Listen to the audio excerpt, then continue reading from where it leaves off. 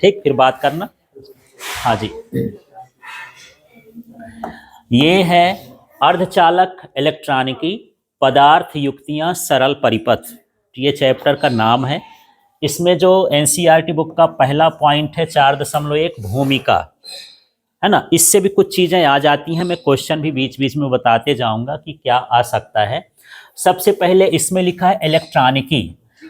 कभी आप जो है बाजार जब जाते हो तो बाजार जाते समय देखते होगे जहां कुछ इलेक्ट्रिक वाली दुकानें होती हैं और कुछ दुकानों में इलेक्ट्रॉनिक्स भी लिखा रहता है। तो इलेक्ट्रिक दुकान में और इलेक्ट्रॉनिक्स वाली दुकान में क्या फ़र्क है? जैसे आपको पंखा खरीदना हो, ट्यूबलाइट खरीदना हो, बल्ब खरीदना हो, स्विच बोर्ड खरीदना हो, जो इलेक्ट्रिक ये वाली चीज़ें इलेक्ट्रिक कहलाती हैं। और जिनमें सर्किट लगा होता है उसको बोलते हैं इलेक्ट्रॉनिक्स। जैसे आपको टीवी लेना हो, कंप्यूटर लेना हो, है ना, मोबाइल लेना हो, रेडियो लेना हो, ये सभी कैसे होते हैं? इलेक्ट्रॉनिक। क्योंकि इसके अंदर जो होता है सेमीकंडक्टर डिवाइस लगा रहता है, इलेक्ट्रॉन्स को हम नियंत्रित कर सकते हैं। ठीक है, जैसे यहाँ पर देखो हवा बह रही है और हवा को मैं कहूँ कि कम बहो तेज बहो, मेरे कंट्रोल में नहीं है। ऐसे करंट भी जो है यदि एक बार वोल्टेज लगा दिए किसी तार में तो अपने हिसाब से बहता है। अब मुझे उसको कंट्रोल करना है, तो यदि मैं इलेक्ट्रॉनों के प्रवाह को कंट्रोल कर लूं तो ऐसे परिपथ को हम क्या बोलते हैं? इलेक्ट्रॉनिक परिपथ। तो इलेक्ट्रॉनिक परिपथ क्या कहला गया? जिसमें इलेक्ट्रॉन के फ्लो को हम क्या कर सकते हैं? कंट्रोल कर सकते हैं, नियंत्रित कर सकते हैं। जैसे मान लो 10 इलेक्ट्रॉन जाना है, हम सोचे नहीं भैया 10 को नहीं जाना है, 2 को जाना है ना। तो जितना कहना आसान है, हम लड़कों को बोल दे कि हाँ नहीं यार 2 को जाना है, तो आप उसको कंट्रोल कर सकते हो। इलेक्ट्रॉन आपके बस का थोड़ी है, आपसे पढ़ा लिखा थोड़ी है कि आपका रिस्पेक्ट करेगा कि ये सोचेगा, वो तो हमको खुद से कंट्रोल करना पड़ेगा। तो उसको कंट्रोल कैसे करेंगे उसकी विधियों को देखते हैं। तो इलेक्ट्रॉनिक परिपथ समझ में आ गया, जिसमें हम इलेक्ट्रॉनों को क्या कर सकते हैं? नियंत्रित कर सकते हैं, कंट्रोल कर सकते हैं, उसे हम क्या बोलते हैं? इलेक्ट्रॉनिक परिपथ। पहली लाइन क्लियर हो गई। ठीक, अब दूसरा है कि अब हम इसको कंट्रोल कैसे करें। तो जब इसकी शुरुआत हुई थी तो निर्वात नलिका से हुई थी, वैक्यूम ट्यूब बना था, है ना। प्रारंभ में इलेक्ट्रॉनों का नियंत्रण किसके द्वारा किया गया है? निर्वात नलिकाओं की, वैक्यूम ट्यूब है। अभी मैं बताऊंगा कि वैक्यूम ट्यूब कैसे होते हैं। पहले यहाँ पर ये भर समझना है कि शुरू में इलेक्ट्रॉनों का प्रवाह जो है किसके द्वारा नियंत्रित किया गया? निर्वात नलिकाओं द्वारा। वैक्यूम वाल्व्स इसको बोल देते हैं या ट्यूब भी बोल देते हैं। ठीक है, पर इसमें कुछ कमी थी। कमी क्या थी? कि ये उच्च वोल्टेज पर ही चलते थे। 100 वोल्ट से अधिक आप लगाओगे तब ये निर्वात नलिका काम करती थी, नहीं करती थी। दूसरा ये है कि इनका जीवन काल सीमित था, 2 साल 3 साल 4 साल चलने के बाद ये खराब हो जाती थी, है ना। बार बार इनको बनाना पड़ता था। इनकी विश्वसनीयता भी कम थी। अब हम यहाँ से कुछ कंट्रोल तो भेजे कि इलेक्ट्रॉन हमको 10 भेजना है, भरोसा नहीं कि 10 भेज दे कि 15 भेज दे, माने भरोसे वाला नहीं था। ठीक है, तो इससे शुरू में बनाए गए थे टीवी के और कंप्यूटर के स्क्रीन। आज भी किसी के घर में यदि ऐसी वाली टीवी है कि यहाँ स्क्रीन लगा होगा और इसके पीछे ऐसे इस तरह का डब्बा होगा, पीछे वाला डब्बा वाला, ऐसी टीवी है किसी के पास, है ना। तो हाँ, पुराने जमाने की, अब तो फ्लैट आने लगी ना टीवी, पहले ऐसी टीवी आती थी डब्बे वाली। ऐसा कंप्यूटर का वो भी आता था, कंप्यूटर का जो मॉनिटर है इस तरह से आता था। ठीक है, तो ये जो लगा रहता था यही कैथोड ट्यूब थी। इसके अंदर हवा निकाल दी जाती थी, यहाँ पर बहुत सारा वोल्टेज लगाया जाता था और इसके बाद ये ऑपरेट होता था। माने इसमें वोल्टेज की ज़्यादा ज़रूरत होती थी, इसके बाद भी उसे झिलमिल झिलमिल आता था। माने आंखों में लगातार देखते रहो तो थोड़ा मुश्किल हो जाता था, पुरानी जो टीवियाँ होती थी। ठीक है ना। तो यहाँ पर क्या क्या हो गया, और इसको बहुत समय तक नहीं चला सकते थे, 2-4 साल में फेंक दो, फिर किसी काम का नहीं रहता था। ठीक, तो इसमें 3 चीज़ें हो गई। हाँ, तो सबसे पहला ये है कि ये उच्च वोल्टेज पर काम करेगा। दूसरा ये है कि इसका जीवन काल क्या रहेगा? सीमित, लाइफ टाइम इसका कैसा होगा? सीमित रहेगा। और इसकी विश्वसनीयता, इसका जो कंप्रेबिलिटी है वो क्या रहेगी? इसकी कम रहेगी। समझ में आ गया ये? पर शुरू में नहीं था तो लोग इसी को चलाए, पर आज की टेक्नोलॉजी अब बदल गई है। इनमें जो धारा का प्रवाह होता था वो कैसा होता था? बाहर। जैसे मैं यहाँ पर कॉइल लगाता था, इसको बनाने के लिए यहाँ पर कॉइल लगती थी। कॉइल का मतलब तांबे की विद्युत रोधी तार को लपेटते थे। कभी आप टीवी खुला हुआ देखें या कंप्यूटर खुला हुआ देखें तो उसके पीछे आप देखेंगे कि इसमें बहुत सारी चुंबक लगा था, चुंबक के पीछे कॉइल और एक इस तरह से ढक्कन जैसे लगा रहता था ऐसे, जहां पर आपको सामने क्या दिखाई देता था, डिस्प्ले। तो इसका मतलब हम यहां पर करंट दे रहे हैं पर करंट इसके भीतर फ्लो हो रहा है, माने उस कंडक्टर के बाहर फ्लो होता था। ठीक है, तो यहां पर इन चीजों के बारे में दोबारा से समझ लेते हैं कि ये कैथोड रेज वाला है क्या। तो सबसे पहले इलेक्ट्रॉनों का नियंत्रण करना क्या कहलाता है, जिन परिपथों से हम इलेक्ट्रॉन को कंट्रोल कर सकते हैं उनको क्या बोलते हैं, इलेक्ट्रॉनिक परिपथ, इलेक्ट्रॉनिक सर्किट हो गए जिससे हम इलेक्ट्रॉन को कंट्रोल करें। दूसरा ये है कि शुरू में इलेक्ट्रॉन को कंट्रोल करने के लिए क्या बनाए गए थे, निर्वात नलिका, इनको डायोड वाल्व, ट्रायोड वाल्व, इस टेट्रायोड वाल्व, इस तरह से वाल्व कहा जाता था, अंग्रेजी में इसको क्या कहते थे, वाल्व। ठीक है, दूसरा ये हाई वोल्टेज पर काम करते थे, इनका जो लाइफ टाइम था वो कैसा था, सीमित था, कम था, और इनकी जो विश्वसनीयता थी वो भी क्या थी, कम थी। ठीक है, शुरू में इससे जो डिवाइस बनाया गया था CRT, कैथोड रेज ट्यूब बनाया गया था, है ना, जो टीवियों में स्क्रीन के काम में आता था और कंप्यूटर में भी किसके काम आता था, स्क्रीन के। इसके अलावा और बहुत सारे होंगे, दो चीजें मुख्य रूप से चलती थी।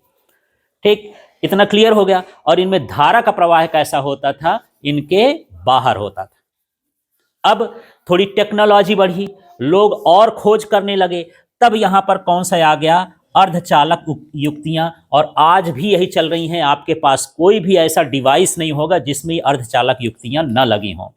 ठीक है, आपका सिंपल सा एक चार्जर है, उसके अंदर भी एक रिमोट है, इसके अंदर भी यहाँ पर एक माउस है, इसके अंदर भी अभी आप खोलोगे एक छोटा सा सर्किट मिल जाएगा, और उसके अंदर जो सर्किट होगा उसके अंदर क्या लगा होगा, अर्धचालक उपकरण लगे होंगे। ठीक है ना, तो छोटे से लेकर के बड़े से बड़े टेक्नोलॉजी आज तक जो है अर्धचालक युक्तियां चलती हैं। आप सुनते होंगे चिप का नाम, अभी जो है उद्घाटन हुआ है यहाँ लखनऊ में, जो सेमीकंडक्टर डिवाइस बनाने की कंपनियां हैं वो क्या बना रही हैं, चिप बना रही हैं। वो चिप जो है हर चीज में लगती है। आप जो है मेमोरी कार्ड लगाते हो, उस मेमोरी कार्ड में जो है सारी चीजें डिटेल स्टोर हो जाती हैं, वो भी क्या है, एक तरह का अर्धचालक युक्तियां हैं। तो आज का जीवन बिना अर्धचालक के, सेमीकंडक्टर के नहीं हो सकता। आप ये जो इसका स्क्रीन देख रहे हो ये भी एलईडी है, ये जो ट्यूब लाइट है ये भी एलईडी है, वहां से लाइट आ रही ये भी एलईडी है, मोबाइल का स्क्रीन देख रहे हो ये भी क्या है, एलईडी है। सब किससे बना हुआ है, अर्धचालक से बना हुआ, सेमीकंडक्टर से। ठीक है, तो सेमीकंडक्टर का बहुत यूज है और आज के समय में ये बहुत बड़ा फील्ड है, सारी टेक्नोलॉजी इसी पर टिकी हुई है। ठीक, अब देखो इसकी क्वालिटी देखो, इसकी तुलना में एक तो ये ठोस होते हैं।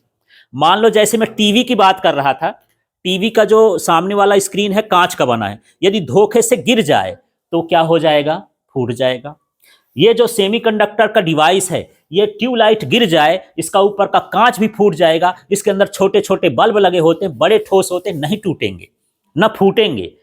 ठीक है, तो ये कैसे होते हैं, ठोस होते हैं। दूसरा, ये सस्ते होते हैं, छोटा छोटा डिवाइस, डायोड वगैरह, बिल्कुल 1 रुपए में 10 ठो ले लो, 5 ले लो, इस तरह से छोटे छोटे डिवाइस होते हैं, तो बहुत सस्ते ये मिलते हैं। दूसरा, ये वजन में भी कैसे होते हैं, हल्के होते हैं। तीसरा ये है कि ये इनको ज़्यादा वोल्टेज की ज़रूरत नहीं होती, कम वोल्टेज में। आज के कंप्यूटर जो हैं, माने सालों साल ऐसे चालू करके रख दो, 1 यूनिट 2 यूनिट बिजली खर्च करते हैं। पुराने कंप्यूटर हों तो एक आधा घंटा चल जाते थे तो 1 यूनिट बिजली खर्च कर देते। दिन भर इसको स्क्रीन को चालू कर दो, कोई बिजली पर ज़्यादा फर्क नहीं पड़ेगा, इतने कम वोल्टेज पर ये चलते हैं। ठीक है, और इनका जीवन काल भी कैसा होता है, बहुत अधिक होता है, लंबे समय तक आप यूज कर सकते हो। आप फ्लैट टीवी देखते हो, कोई लोग लगवा लिए होंगे 10 साल 15 साल 20 साल, मरते दम तक वो चलती रहेगी, खराब होने वाली नहीं है वो। ठीक है, वो दूसरी वाली होगी।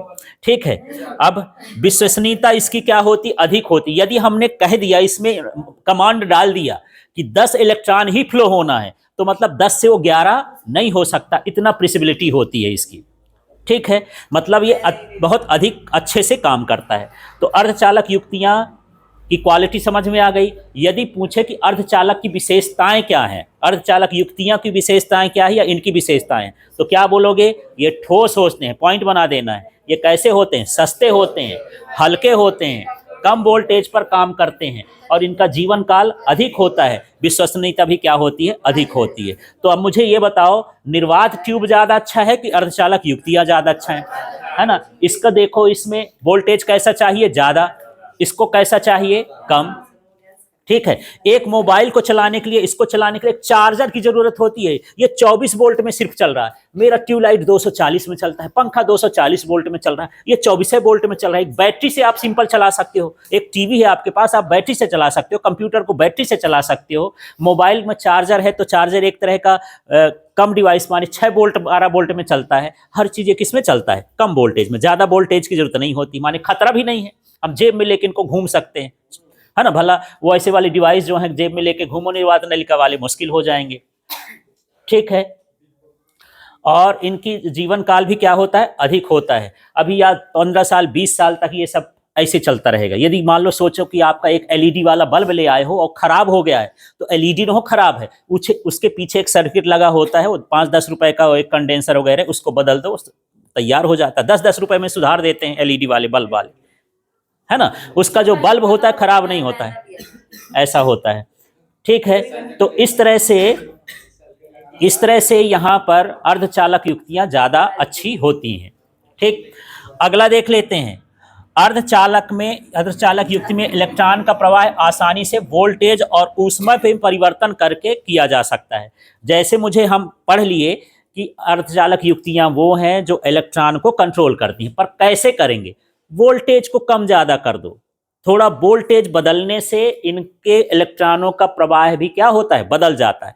वोल्टेज ना हो, धूप में रख दो, थोड़ा धूप में रख दो या उसको ठंडा कर दो, इनका इलेक्ट्रॉनों का प्रवाह क्या हो जाएगा? कंट्रोल हो जाएगा। इनको कंट्रोल करने के लिए ज्यादा ताकत की जरूरत नहीं पड़ती, ज्यादा एनर्जी की जरूरत नहीं, और ज्यादा टेक्नोलॉजी की जरूरत पड़ती है। सिंपल सी टेक्नोलॉजी है। वोल्टेज बढ़ा दो या घटा दो, इलेक्ट्रॉनों का प्रवाह घट जाएगा या बढ़ जाएगा। इसी तरह से यहाँ पर ऊष्मा, उसको गर्म कर दो या ठंडा कर दो, इलेक्ट्रॉनों का प्रवाह घट सकता है या बढ़ सकता है। इस तरह से सिंपल टेक्नोलॉजी पर काम करता है। फिर यहाँ पर देखते हैं, कुछ उदाहरण समझते हैं।